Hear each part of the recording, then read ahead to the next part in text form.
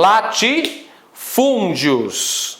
Bom, isto posto, meus nobres, vamos então analisar as alternativas.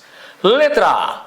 O processo de transformação de terras públicas em propriedades privadas no bojo das reformas de base dos anos 1960 para atender a demanda da indústria agropecuária que se instalara na região. Gente, essa afirmação aqui remete ao governo do presidente João Goulart, o presidente Jango, que tentou implementar as chamadas reformas de base no início dos anos 60.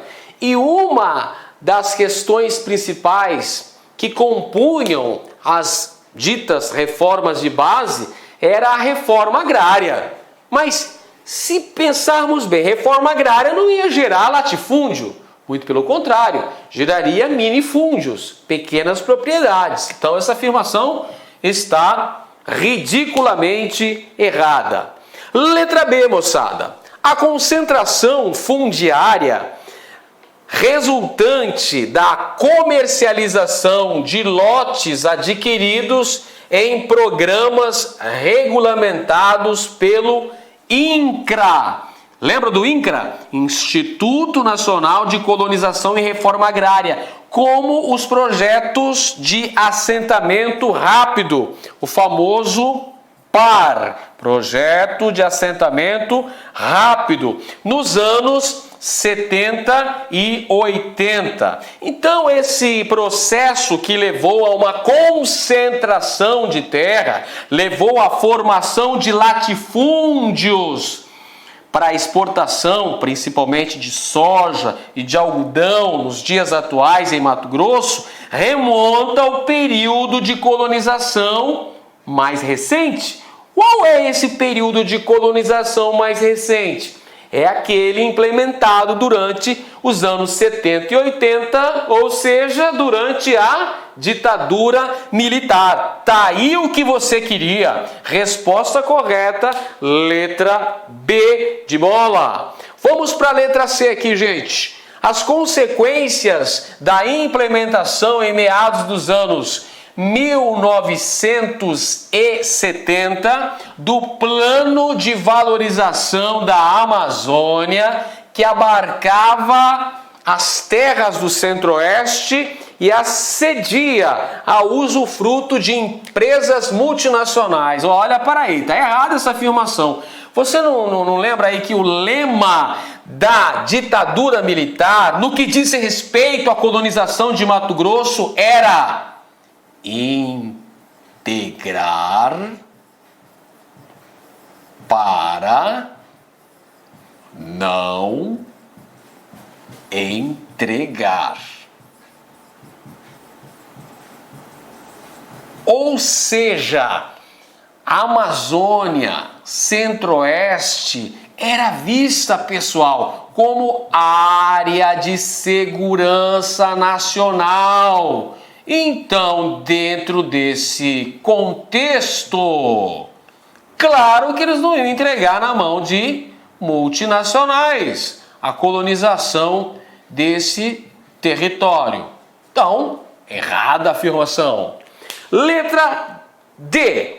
A criação do Departamento de Terra e Colonização nos anos 1990, que regulamentou a aquisição de grandes fazendas por agricultores e grupos empresariais interessados no cultivo de soja. Não, esse processo de formação de grandes latifúndios é anterior à década de 1990. Remete ainda ao período dos governos militares, principalmente a partir do governo Médici, governo Geisel e governo João Batista Figueiredo.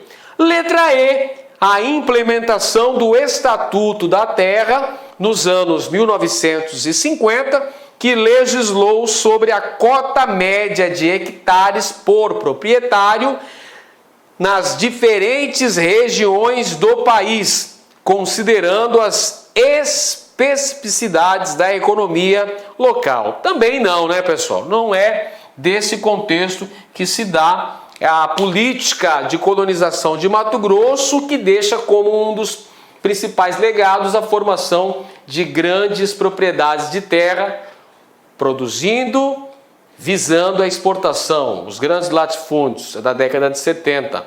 Então tá lá, alternativa correta, letra B de bola.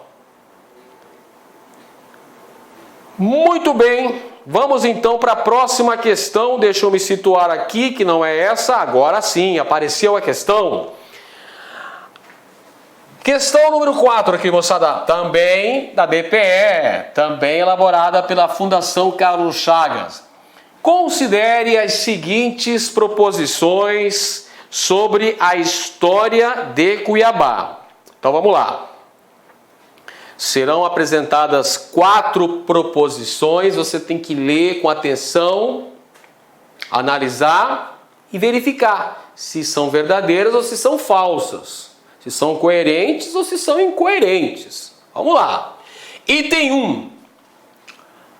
Vila Real do Senhor Bom Jesus de Cuiabá foi, desde sua oficialização como vila, a capital da província de Mato Grosso. E aí, essa afirmação é correta ou é incorreta? Gente, vamos recapitular. Cuiabá foi fundada em 1719 pelo bandeirante Pascoal Moreira Cabral. Era um arraial.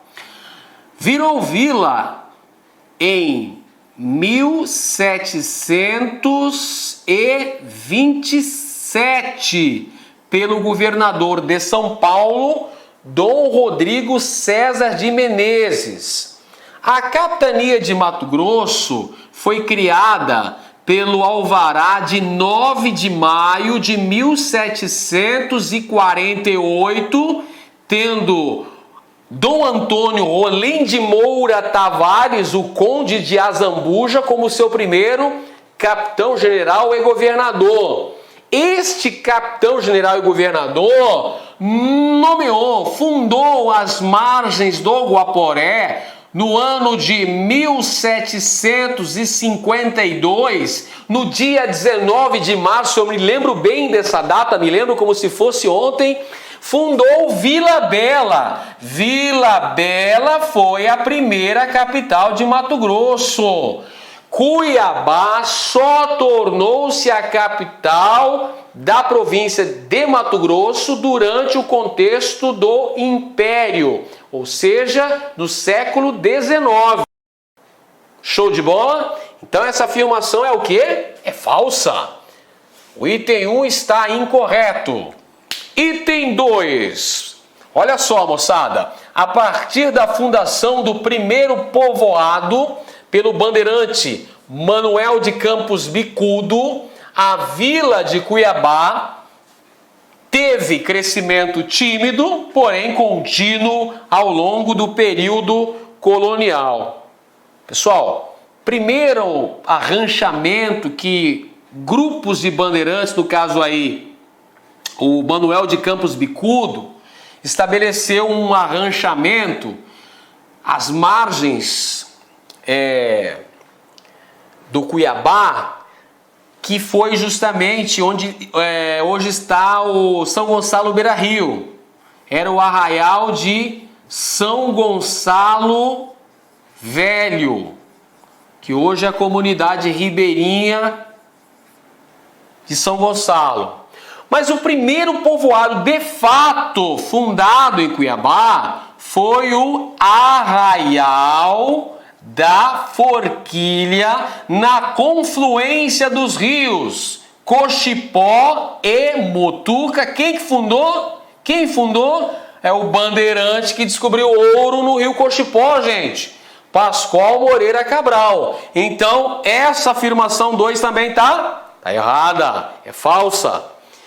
Item 3. O primeiro nome da cidade de Cuiabá, que surgiu como um posto de exploração e controle do ouro foi Vila Nossa Senhora da Conceição de Albuquerque. Esse é o primeiro nome de Cuiabá? Não é, pessoal, não é. Essa vila de Nossa Senhora da Conceição de Albuquerque foi fundada pelo capitão-general Luiz de Albuquerque de Melo Pereira e Cáceres e é a atual cidade de Corumbá, hoje Mato Grosso do Sul. Então, opa, tá errado, mais uma afirmação falsa. Puxa vida, será que só tem afirmação falsa? Vamos ver então o último item, o item 4.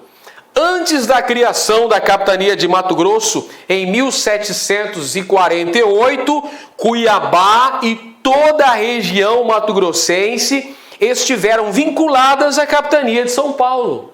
Oh, que legal, até que enfim, aleluia. Pintou aí uma afirmação correta. Verdade, pessoal, Cuiabá, desde a sua fundação, depois da sua elevação como vila, fazia parte da capitania de São Paulo. Quer ver? Quem que levou Cuiabá à condição de vila, com o nome de Vila Real do Senhor Bom Jesus de Cuiabá? Foi o governador de São Paulo, Dom Rodrigo César de Menezes, governador de São Paulo. Logo, Cuiabá fazia parte da capitania de São Paulo. Foi desmembrada pela Carta Régia de 9 de maio de 1748. Aí surgiu a capitania de Mato Grosso. Então, até que enfim, encontramos uma opção verdadeira. É só o item D, pessoal. Então está correto apenas o que se afirma no item... Opa, vamos lá. No item D. Tá aqui, pessoal. Não, no item D não, no item 4. Ô, professor, presta atenção aí, meu filho. Presta atenção no serviço aí, meu filho. Item 4 está correto. O item 4 está na letra C. Aqui está, ó, letra C. Cuiabá surgiu do processo de mineração no século XVIII. E a última questão, moçadinha, tá chegando por aí. Um momento histórico no qual afloraram tensões relacionadas à proposta de divisão do estado de Mato Grosso. Essa é uma temática que muito aparece nos concursos, gente. Você tem que ficar ligado, tem que ficar de olho no lance, porque geralmente aparece essa questão relacionada à divisão de Mato Grosso. E lembrar que a divisão de Mato Grosso é todo um processo histórico que foi engendrado ao longo do século XX. Culminou lá em 1977, mas ele foi gestado, ele foi gerado ao longo de todo o século XX. Então vamos lá. O momento histórico no qual afloraram tensões relacionadas à proposta de divisão do estado de Mato Grosso deu-se no contexto da Revolução Constitucionalista de 1932. Sobre a participação do Mato Grosso nesse conflito, é correto afirmar. Opa! Gente, nós estudamos este tema durante a aula sobre a Era Vargas em Mato Grosso. E lá nessa respectiva aula, nós falamos sobre o chamado governo provisório de Vargas. Governo provisório este que aconteceu entre 1930 e 1934. Um dos fatos mais importantes desse governo provisório foi a eclosão da Revolução Constitucionalista de São Paulo, que foi uma reação da elite paulista contra o governo federal do presidente Vargas, tentando recuperar o poder político e obrigar Vargas a convocar eleições para se elaborar uma nova Constituição para o país. São Paulo esperava ter a adesão de vários estados brasileiros. Eles esperavam, por exemplo, o apoio do Rio Grande do Sul, de Minas Gerais, mas só teve uma parte do Brasil que apoiou São Paulo nessa louca empreitada contra o governo federal. E qual foi a única parte do Estado brasileiro, qual foi a única região, o único território brasileiro que apoiou os paulistas em 32? Foi a porção sul de Mato Grosso. Atenção, não foi o estado inteiro de Mato Grosso. Foi a porção sul de Mato Grosso que vai apoiar São Paulo nessa luta contra o governo federal do presidente Vargas. Aí vem a pergunta, aí vem aquele ponto de interrogação. Mas professor, qual era o interesse dessa galera do Sul em apoiar São Paulo na luta contra o governo federal? Gente, era a ideia de divisão do Estado. Se esse movimento fosse vitorioso, haveria a separação da porção sul, que seria um novo estado. Então agora que já recapitulamos esse assunto sobre a Revolução Constitucionalista de São Paulo de 1932 e a participação de Mato Grosso nesse movimento, podemos então analisar as alternativas. O sul do estado de Mato Grosso aderiu ao governo federal contra São Paulo, na esperança de que Getúlio Vargas atendesse à demanda da Liga Sul-Mato-Grossense pela separação da parte norte e criação de um novo estado. Puxa vida, tudo errado, tudo ao contrário. O sul do estado de Mato Grosso aderiu à causa paulista, aliou-se à Revolução Constitucionalista justamente com o objetivo de atender aos anseios da Liga Sul-Mato-Grossense, que queria a divisão do Estado. Letra B. As elites políticas que defendiam o separatismo da parte sul do Estado em relação ao governo de Cuiabá se aliaram a São Paulo e aproveitaram a Revolução para fundar o estado de Maracaju. Mas a derrota dos paulistas inviabilizou esse projeto. Olha que legal! Encontramos a alternativa correta. A questão do separatismo fez as elites políticas da porção sul do então Estado Uno de Mato Grosso a cerrarem fileiras com São Paulo, na esperança da divisão do Estado. Inclusive, durante os cerca de 3 meses de duração desse conflito, surgiu o Estado de Maracaju, cujo governador era Vespasiano Barbosa Martins, o Vespa. Perfeito? Mas só como movimento da Revolução Constitucionalista de 32 não deu certo, não logrou êxito, essa ideia de separatismo foi sepultada. Mas aqui estamos aí na alternativa correta, letra B. Letra C. A capital do Mato Grosso se aliou ao governo federal. Pô, até aqui tá beleza. A capital do Mato Grosso, Cuiabá, se aliou ao governo federal contra São Paulo, pois os paulistas tinham o projeto de anexar parte do sul mato-grossense, especificamente o território federal de Ponta Porã, para a expansão das lavouras de café. Meu Deus, que viagem! Errado, pessoal, não tem nada disso. Não tinha intenção de São Paulo de anexar território de Mato Grosso. E outra, nem existia o território federal de Ponta Porã, que só foi criado em 1943 pelo presidente Vargas. Esse conflito que nós estamos falando aconteceu em 1932. Portanto, 11 anos antes. Então isso é anacrônico, nada a ver, viajou legal. Afirmação incorreta. E letra D, o norte de Mato Grosso, aliado de São Paulo. Pode parar. Nem precisa continuar. O norte de Mato Grosso permaneceu fiel ao governo federal. Quem se aliou a São Paulo foi a porção sul. Então essa afirmação está errada, mas eu vou ler só para desencargo de consciência.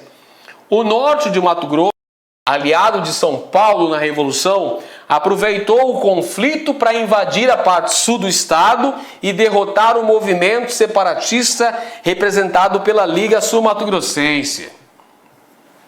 Tudo errado aí, tudo errado.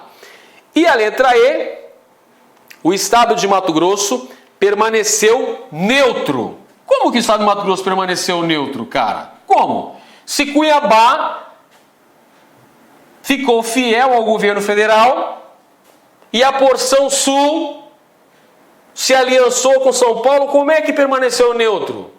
Nada disso. Durante a Revolução Constitucionalista de 32, apesar das tentativas do seu comandante militar regional, o general Bertoldo Klinger, envolvê-lo na Guerra Paulista. Claro que está errado isso aqui, né, pessoal?